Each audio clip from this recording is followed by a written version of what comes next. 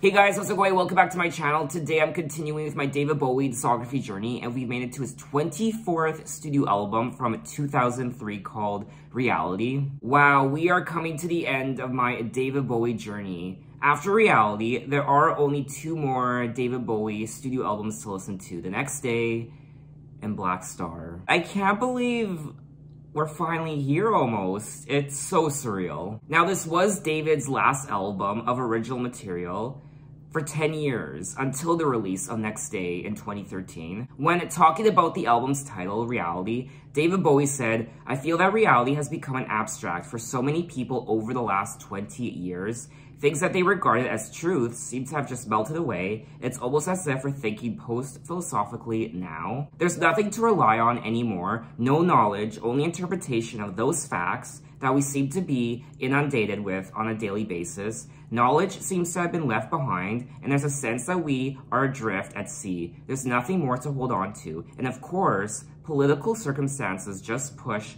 that boat further out." Now, there are 11 tracks on the album, and I will be checking out 2 bonus tracks that were included on the bonus track version of Reality for a total of 13 tracks. And the album is 56 minutes. So let's get into it with track 1, New Killer Star.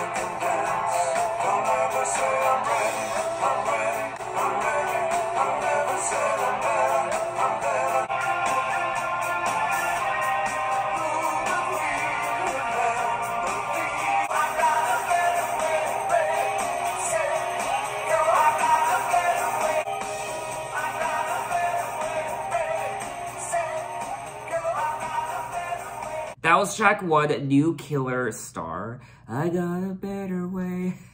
I love that part. I enjoyed this track. I like the bridge, I like the chorus, and I like the overall production as well. I thought it was quite catchy, has that infectious hook. My nuclear baby, my idiot trads, all my idiot questions, let's face the music and dance. Don't ever say I'm ready, I'm ready, I'm ready. I never said I'm better, I'm better, I'm better. And then he goes on to say, I got a better way, I discovered a star. I got a better way, ready, set, go. I got a better way, a new killer star. And then there are a whole bunch of Bowieisms in the song. Lyrics, I have no idea what he's singing about. With the bubbles in action, like the way they did the Bible, the little details in color. First, a horseback bomber, just a small thin chance, like seeing Jesus on Dateline. I have no idea. Once again, typical David Bowie. Now, this was selected as the lead single from the album, and while it is uncertain what the song is really about, like other Bowie songs, in brackets, the lyrics make oblique reference to life in post 9/11 New York City. David himself said of the song, "I'm not a political commentator, but I think there are times when I'm stretched to at least implicate what's happening politically in the songs I'm writing." And there was some nod in a very abstract way toward the wrongs that are being made at the moment with the Middle Eastern situation. I think that song is a pretty good manifesto for the whole record. There were also tracks from his prior album, Heathen, where people thought those songs were about 9/11, post 9/11, and these albums were released during a post 9/11 world, just after 9/11 in 2002 and 2003. I don't even know what the world was like in 2002 and 2003. I was just 12, 13 years old, and I was just focused on school and my TV shows and my music and toys, my friends. I wasn't focused on what was happening in the world like adults were. So that whole time was just a blur. God, I miss those days. I did enjoy the track and I would listen to it again. And other than that, I really have nothing else to say about it. I want to say more, but I can't think of anything right now to say, which sucks. So we're just gonna move on to the second track, Pablo Picasso.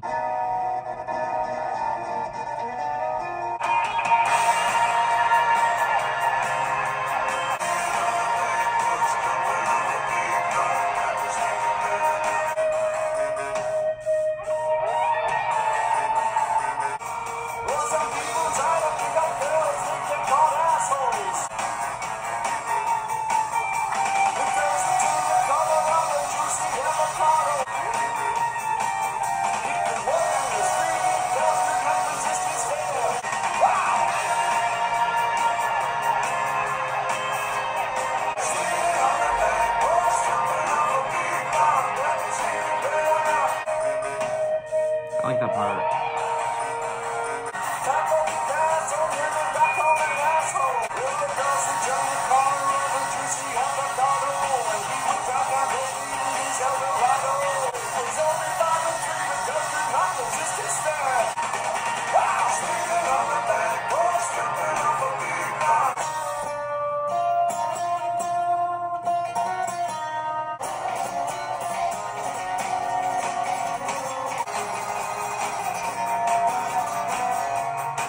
That was track 2, Pablo Picasso. I really enjoyed this track. I like the overall instrumental. I like it a bit more than the prior track, Nuclear Star. I did like Nuclear Star, but I like this track a bit more. And the lyrics, dear God. Oh, it looks like this is a cover. I didn't know that. And it is a cover of the Modern Lovers song from 1976. I was gonna say that there is something quite 70s about this track, 70s David Bowie. I enjoyed the synthesizers and the guitar, just the overall instrumental was great to listen to. The central character of the song is the charismatic 20th century artist Pablo Picasso. With dry wit, the lyrics suggest that women never rejected Picasso's romantic advances despite his short stature. I particularly like the lyric, well, he was only 5'3", because I can relate to that. I'm quite short as well. In a 1980 interview, the writer of the song, Jonathan Richman, stated that the song was inspired by his own adolescent self-consciousness with women. Now, Pablo Picasso was born in 1881. I thought he was much older than that. I thought he was one of those famous artists who was born way, way back, like in the 17th century or early 1800s. He just recently died in 1973. He was a Spanish painter, sculptor, printmaker, ceramist, and theater designer who spent most of his adult life in France. He is regarded as one of the most influential artists of the 20th century. And going into this song, I knew absolutely nothing about the guy other than he was a very prominent and famous artist. He could walk down the street and girls could not resist his stare. Pablo Picasso never got called an asshole, while the girls would turn the color of a juicy avocado when he would drive down their street in his Eldorado. Well, he was only 5'3", but girls could not resist his stare. Pablo Picasso never got called an asshole, not in New York. Wow. Honestly, when it comes down to it, it's all about confidence. You could be the shortest person in the entire city, but it's all about how you hold yourself. It's your confidence and your own mentality, I guess. And if you're confident, then that's just going to radiate from you. But if you're self-conscious about something, then that's energy and people are going to pick up on that. Honestly, I was never self-conscious about my height. I was always the shortest kid in my class. You look back at pictures from elementary school, like grade 2, grade 3, grade 4, grade 5, and you look at those group photos of all the kids in your class in the gymnasium, and you can always pick me out because I was always the shortest. I was always that short, cute, blonde kid. There is this one guy I know, and he's completely obsessed with his height. He's a bit taller than me, but every time he has a conversation, it always has to do with his height.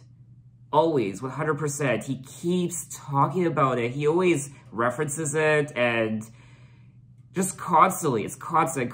It came to the point where I couldn't even talk to him anymore. I just stopped talking to him because every time, I kid you not, honest to God, every time we talked, I just knew he would bring up his height. He'd bring up my height. I was like, dude, you just have to accept the fact you're short. Just embrace it. And this was a grown man. It's like, dude, deal with it. You're short. Stop whining.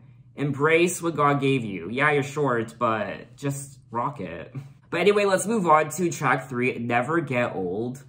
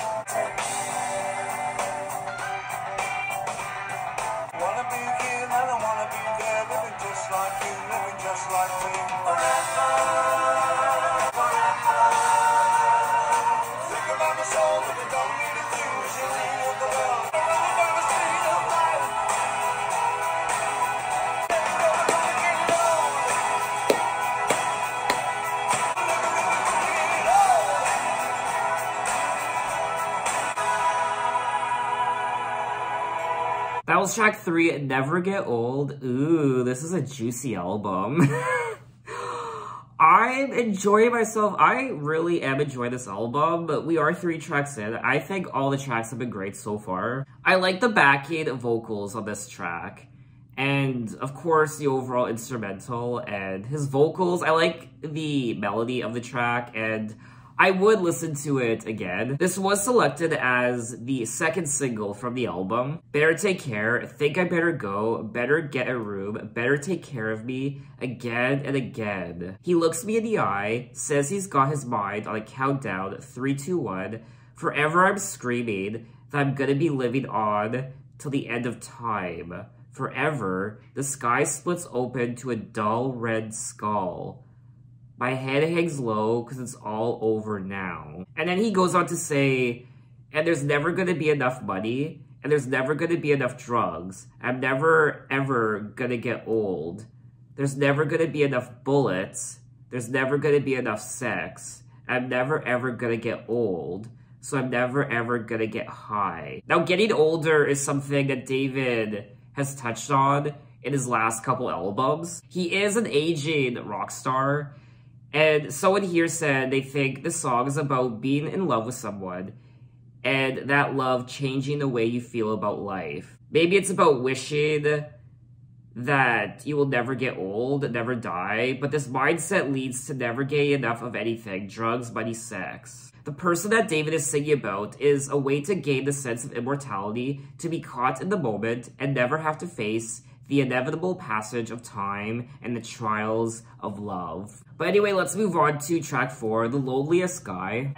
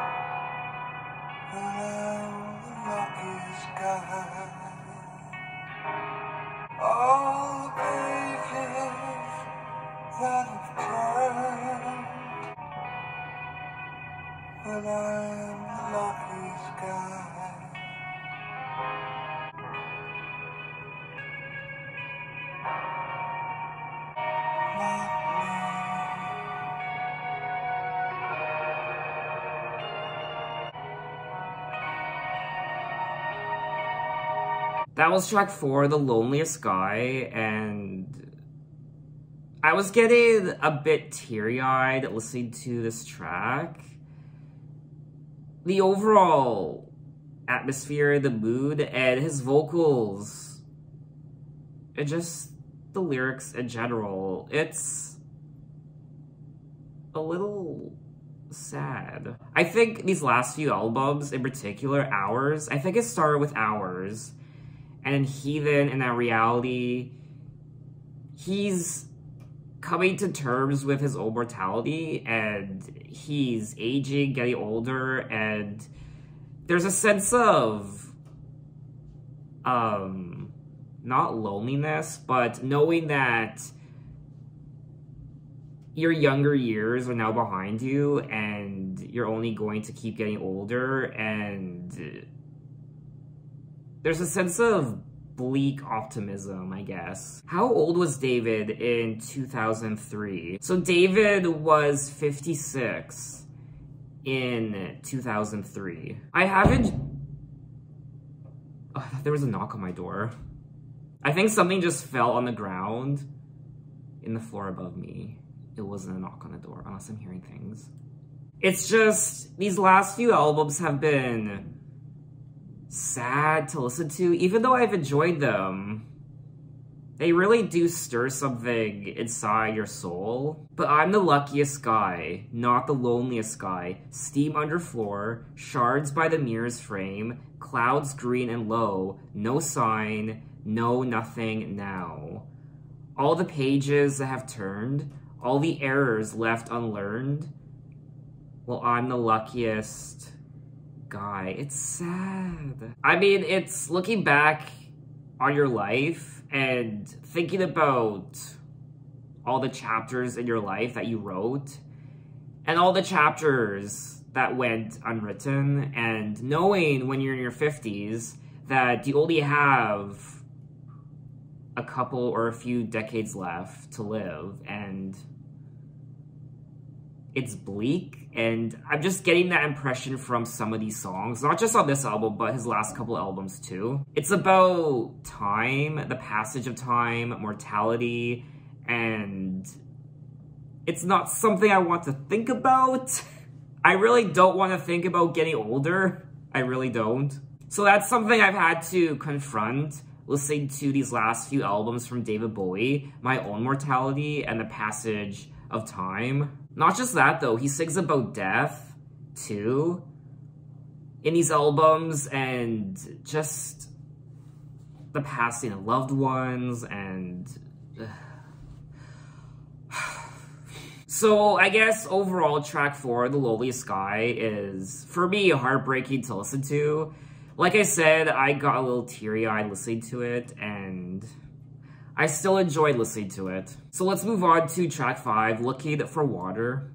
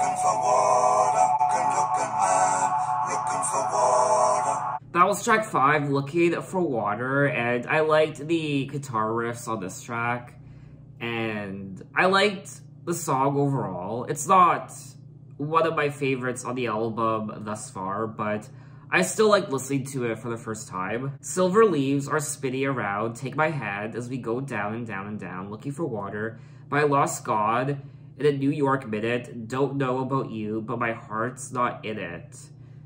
I'm looking for water. I can't breathe the air, can't raise the fight, cause all we've got left is a beat in the night. I'm looking for water. He then goes on to say, I can't live in this cage, I can't eat this candy, to the ends of the earth, to this pain in my head, the look in your eyes, that never means never, the dawn's early light. I wonder if there's some sort of metaphor happening with this looking for water. I was thinking of, I don't know if I'm the only one, but when I was listening to this song, I was thinking of animals who have to essentially cross long distances to find water. Sometimes for weeks and months, these herds of animals have to cross large plains of land to find access to water. In particular, I think elephants do that.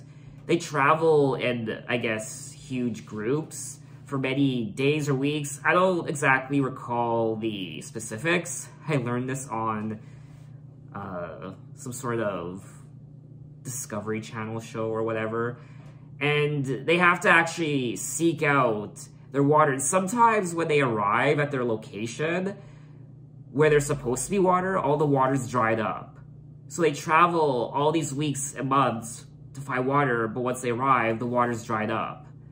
So they have to go looking again, or they die, essentially. Someone's interpretation of the song is he might be referring to his alien characters, which I was picking up something extra terrestrial about this song, looking for water on a planet or something. It could also be religious. Obviously, he sings about God. I lost God in a New York minute.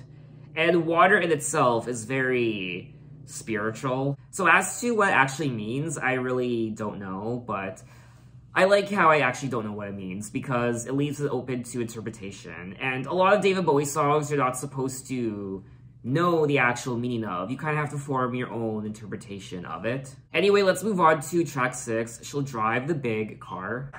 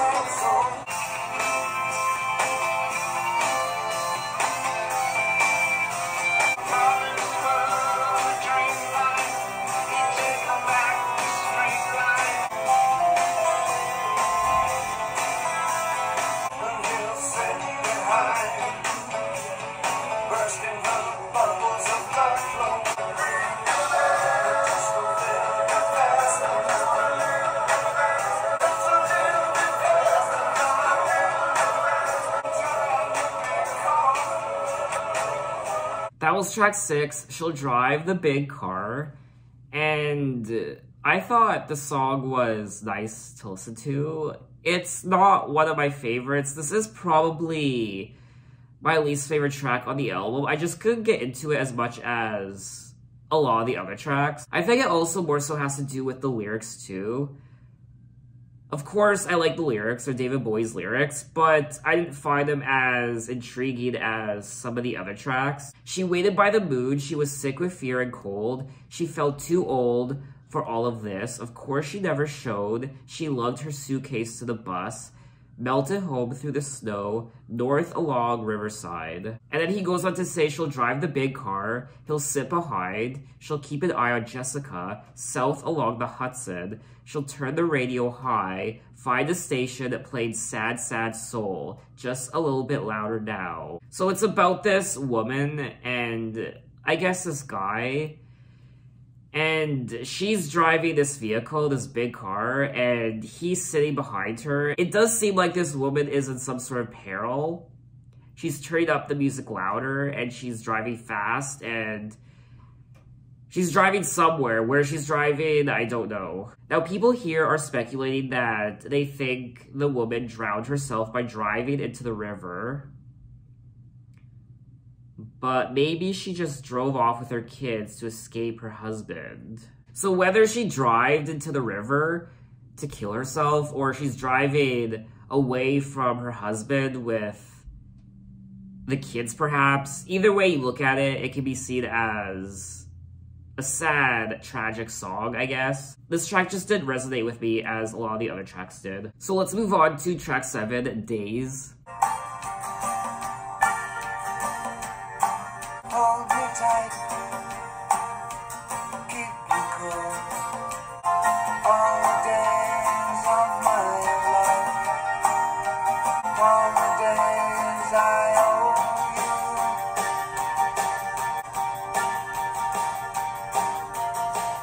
all the time I've done for me, I get nothing in return. All the days of my life, all the days I owe you. In the night rain, I'm knocking on your door again. I pray you'll soothe my sorry soul. All the days of my life, all the days I owe you. All the days of my life, all the days of my life. That was track 7, Days, and I enjoyed this track. I do like it a bit more than the last couple tracks I listened to. I like the overall vibe of the track. It's very chill with the acoustic guitar. Hold me tight, keep me cool, going mad, don't know what to do. Do I need a friend? Well, I need one now. All the days of my life, all the days I owe you. All I've done for you. All you gave for free. I gave nothing in return, and there's little left of me. All the days of my life. So it looks like he's singing about this person who gave him a lot emotionally, and I think it more so has to do with not material things, but this person gave him a lot of their time and soul and help, I guess. And he didn't really give them anything back in return.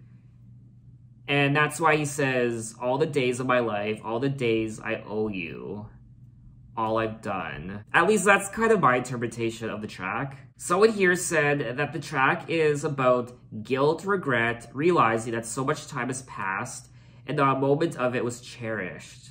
I hear this song and I wonder what I'm doing just sitting here listening to music. I should be out experiencing the world. Someone else said it's about a lonely man crying for love. Aww. So another song about looking back at mistakes you've made perhaps and filled with regret and just realizing how important some people are in your life, how these people gave you a lot and you didn't really give anything back in return, and now you're kind of, I guess, regretting it. I mean, I can kind of relate to that because I know, for example, my mom gave me so much when it comes to love and her kindness, and of course I appreciated it, but I don't think I ever really let her know how much I did appreciate it until probably the last week of her life. I told her over the phone, and that was the last time I spoke to her over the phone, and this was a couple days before she died. She was in bed and she could barely talk. It was nearing the end, and I essentially said my goodbyes to her over the phone. And I told her everything, and one of the things I told her was, I'm proud of the man I've become, and that's probably the biggest gift you could have ever given me. So in the end, I did tell her, and I'm so happy that happened because it felt like a weight was lifted off my shoulders. Another David Bowie song that stirred something deep inside my soul. Goddamn, these last few albums. I don't know if I'm the only one, maybe I'm overreacting, but it's sad. He's singing about his life and the past and just time and regrets and just... Okay, I have to move on to the next song. I'm over it. Anyway, let's move on to track 8. Fall Dog Bombs the Moon. Okay.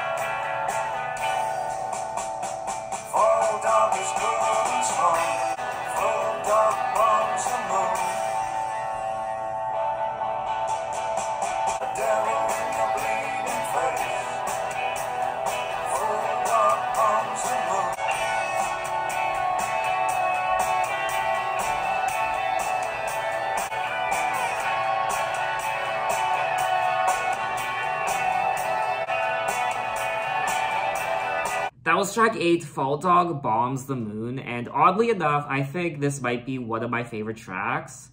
I think more so for the overall atmosphere of the track. I like the overall instrumental, just the overall vibe. There's something about it that's very chill, and his vocals are very calming too. Hope, little girl, come blow me away. I don't care much. I win anyway. Just a dog.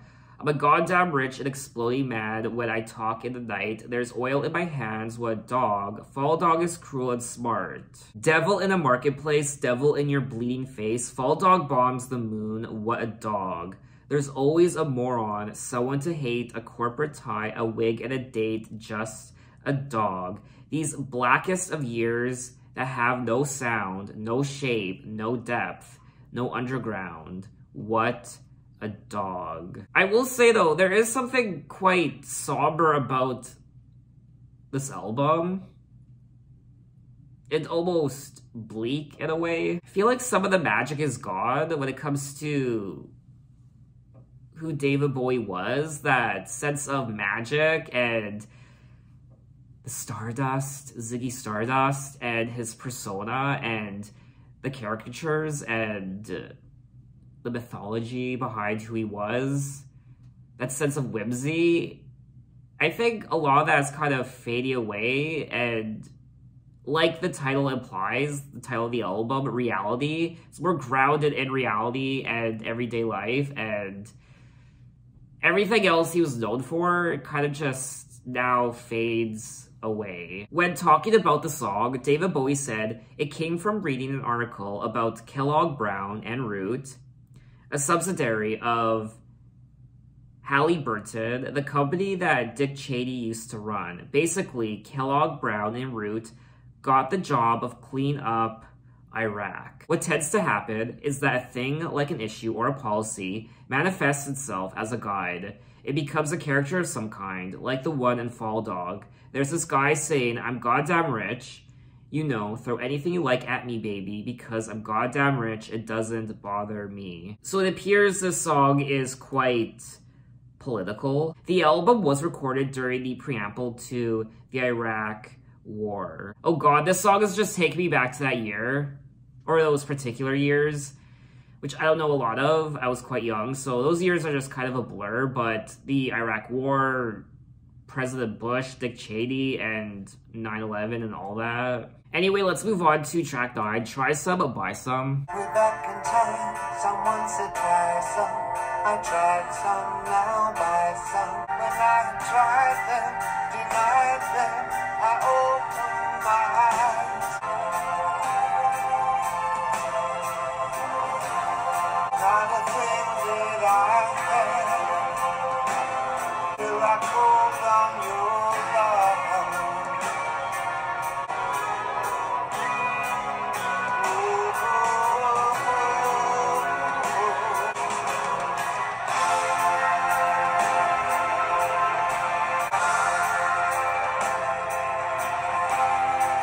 I've seen gray sky, met big fly, seen them die. Oh, well, it seemed that I would only be lonely.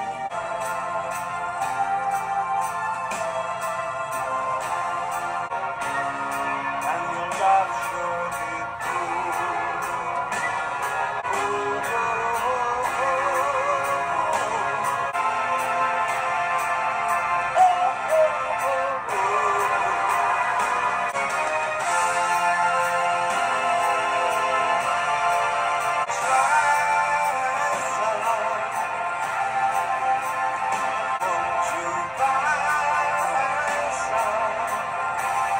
That was track 9, Try Some, Buy Some. I like the overall production of this track. It's quite, I don't know, I think it's quite epic. It's very sweeping and grand, and that was probably my favorite part. Way back in time, someone said try some, I tried some, now buy some, I bought some.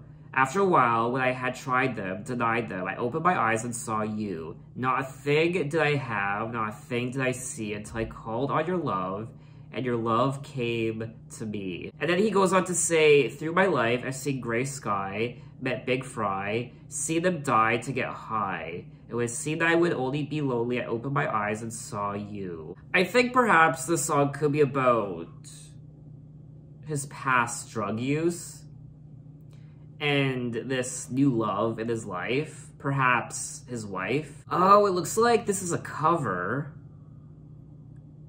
of the song written by George Harrison from the Beatles. Now, apparently this song is an all-time favorite of David's. In David's opinion, the song was totally neglected. He originally intended to record it for a planned follow-up to Pinups, his 1973 collection of cover versions. When talking about the song, David said that, now my connection to the song is about leaving a way of life behind me and finding something new. It's overstated about most rock artists leaving drugs, but when I first heard the song in '74, I was yet to go through my heavy drug period, and now it's about the consolation of having kicked all that and turning your life around. There's also something quite haunting about this track, more so because of the production. And I liked it. It's not one of my favorite tracks on the album, but I would maybe listen to it again. So let's move on to track 10, Reality.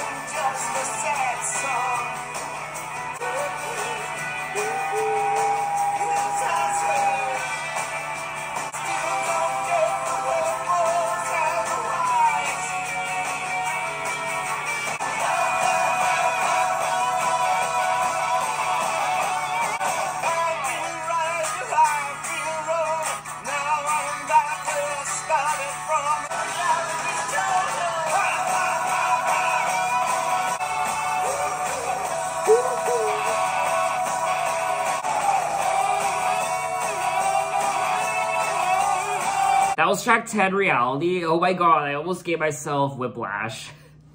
I was rocking out hardcore.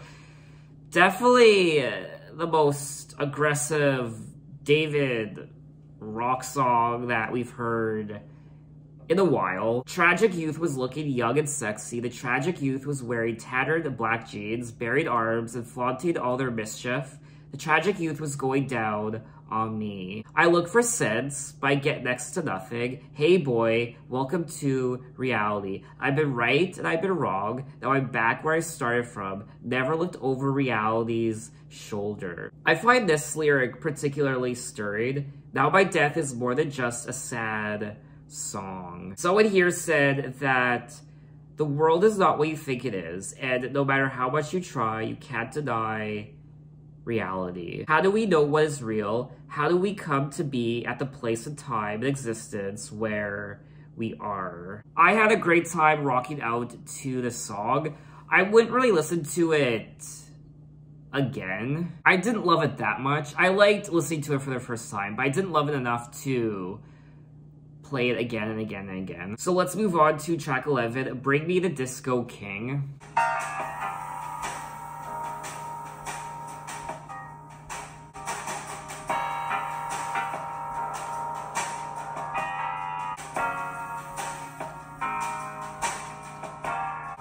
Promised me the ending would be clear.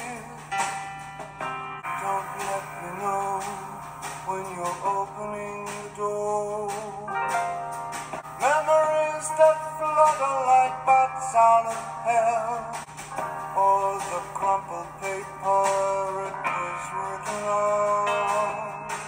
Don't let me know when it is above. Cold, cold nights under chrome and glass sent me to the streets where the good time goes.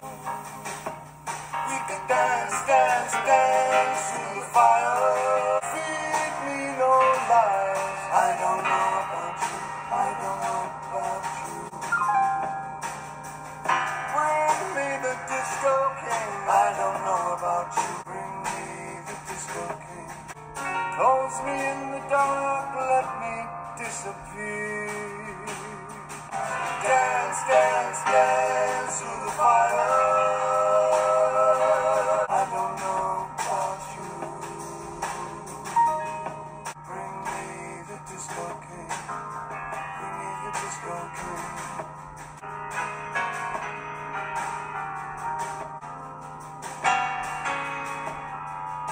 That was track 11, Bring Me the Disco King. A jazzy number, nice piano work, and it's quite slow, obviously, and I did think it was a little boring to listen to. It's over 7 minutes. I'm sure there are a lot of you who can appreciate this song. I can appreciate this song, but it's not really my cup of tea, unfortunately. You promised me the ending would be clear. You let me know when the time was now. Don't let me know when you're opening the door. Stab me in the dark. Let me disappear. Memories that flutter like bats out of hell. Stab you from the city spires. Life wasn't worth the ballads or the crumbled paper it was written on. Dead or alive, bring me the disco king. Close me in the dark, let me disappear. Soon there'll be nothing left of me, nothing left to release. I will say it's a very beautiful song. Bring Me the Disco King was first recorded for Black Tie White Noise and again for Earthling, but never made it to the final release of these albums. Nile Rodgers, who produced the track with David, recalled years later that David wrote it as a spoof on the whole disco thing from the 70s. 120 BPM, very funny, but sounded too trite. It's a nice song. There really isn't anything wrong with it. It's just, for me, it's quite boring to listen to. But anyway, we have made it to disc 2, the bonus tracks. I'll be listening to Fly, which is track 1 on disc 2 of the bonus track version of Reality.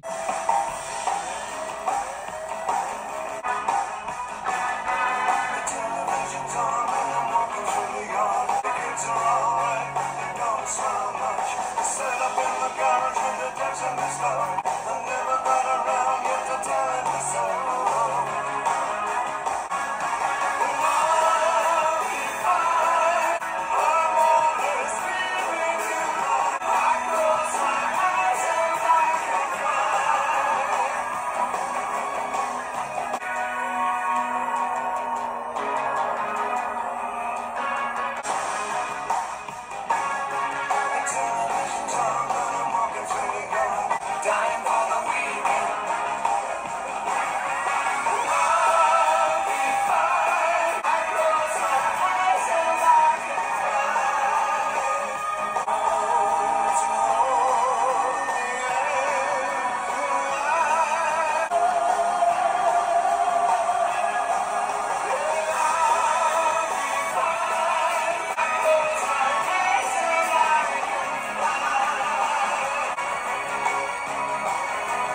That was track 1, Fly, the bonus track, and this song actually grew on me over time. Towards the end, I grew to like it. I didn't really care for it initially the first couple minutes, but definitely grows on you. At least it did for me, and I liked the overall production of it. I would maybe listen to it again. It was nice to listen to. It's a decent David Bowie track. Now there's also track 2, Queen of All the Tarts, Overture.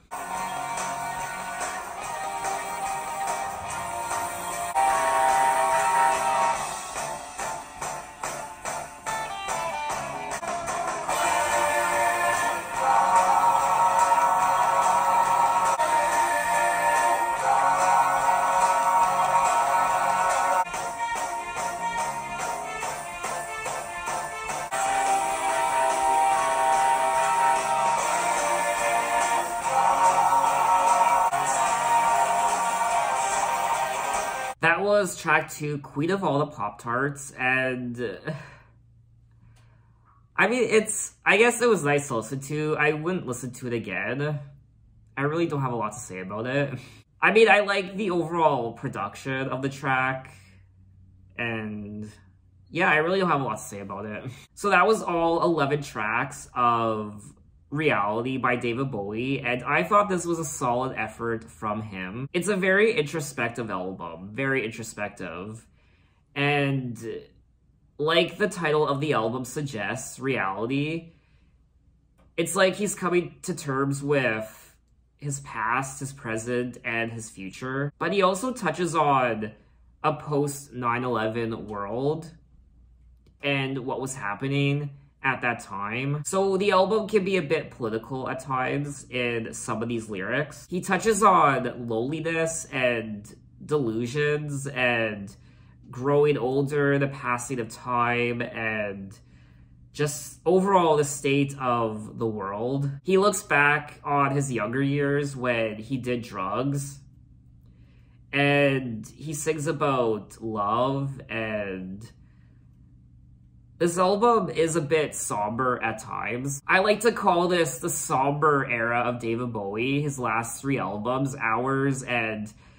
Heathen and now Reality. He was 56 when this album came out. The old David Bowie is still there. He's still there in the lyrics of this album and the overall instrumental. But you can tell his youthful days of years and decades past, his Ziggy Stardust, his more eccentric caricatures are in the past now. That sense of whimsy and stardust and spaceships, it's kind of fading away. He will always possess those elements, those caricatures within him, but just from my impression on these last few albums, they very much are grounded in reality, death, the passing of time, getting older. So that's why these last few albums have been a bit sad for me to listen to. I like the overall songwriting on this album, very typical David Bowie, cryptic and strange, and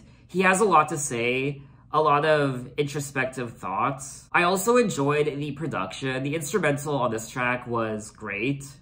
I was even rocking out a few times. I also, of course, like his vocals. At times, his vocals are quite sad. In particular on track 4, The Loneliest Guy. There are some great songs on here I would love to listen to again. Though I will say, I do prefer Heathen over this album. So what did you guys think of the album and what are your impressions of it? And out of Hours, Heathen, and now Reality, which one is your favorite? So now that we're done Reality, there's only 2 more David Bowie albums left. So in my next David Bowie video, we will be jumping ahead 10 years to 2013 when he released his 25th studio album called The Next Day. I am not ready. We are nearing the end and it's sad. So look out for that video next time, and thanks for watching, guys. You can find me on Twitter, you can find me on Instagram, you can message me, you can say, hey, how are you? And I'll see you next time. Take care.